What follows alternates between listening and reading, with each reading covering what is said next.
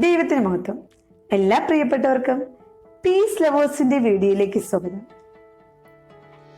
പ്രിയരെ, നമ്മെക്കുറിച്ച്, നമ്മുടെ തലമുറകളെ കുറിച്ച് നമുക്കൊരു ലക്ഷ്യമുണ്ട്. ആ ലക്ഷ്യസ്ഥാനത്തിലേക്ക് എത്തുവാനാണ് നാം ഓരോ ദിവസവും പ്രയത്നിച്ചു കൊണ്ടിരിക്കുന്നത്.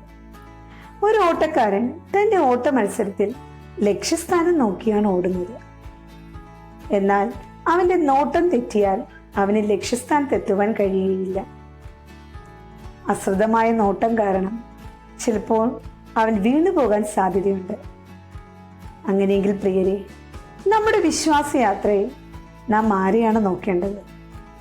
അതെ, നാം ക്രിസ്തുവിനെയാണ് നോക്കി മുന്നോട്ട് ഓടേണ്ടത്.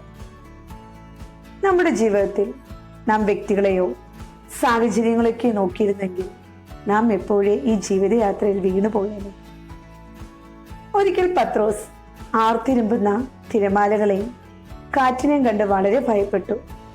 എന്നാൽ അവൻ എപ്പോഴാണ് അവന്റെ നോട്ടം ക്രിസ്തുവിലേക്ക് കേന്ദ്രീകരിച്ചത്, അപ്പോൾ അവന് ആ കടൽ തിരമാലയുടെ മുകളിൽ കൂടി നടക്കുവാൻ സാധിച്ചു.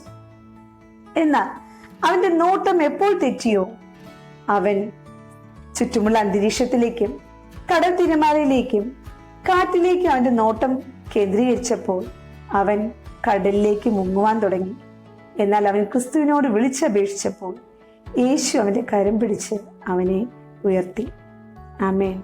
പ്രിയരെ, നമ്മുടെ ജീവിതത്തിൽ കാറ്റും കോളും കടന്നു വന്നപ്പോൾ, കടബാധ്യതകൾ കടന്നു വന്നപ്പോൾ, രോഗങ്ങൾ കടന്നു വന്നപ്പോൾ, മറ്റ് പ്രതിസന്ധികളൊക്കെ കടന്നു വന്നപ്പോൾ നാം വീഴാതെ വണ്ണം നമ്മെ താങ്ങിയത് ക്രിസ്തുവിന്റെ കരങ്ങളാണ്. നാം ക്രിസ്തുവിന്റെ മുഖത്തേക്ക് നോക്കിയത് കൊണ്ടാണ് നാം ഇന്നും ഈ അവസ്ഥയിൽ നിൽക്കുന്നത്. നാം സാഹചര്യത്തെയോ വ്യക്തികളെയോ ഒക്കെ നോക്കിയിരുന്നെങ്കിൽ പ്രിയരെ, നാം ഇന്ന് ഈ കാണുന്ന അവസ്ഥയിൽ ഒരിക്കലും ആകില്ലായിരുന്നു.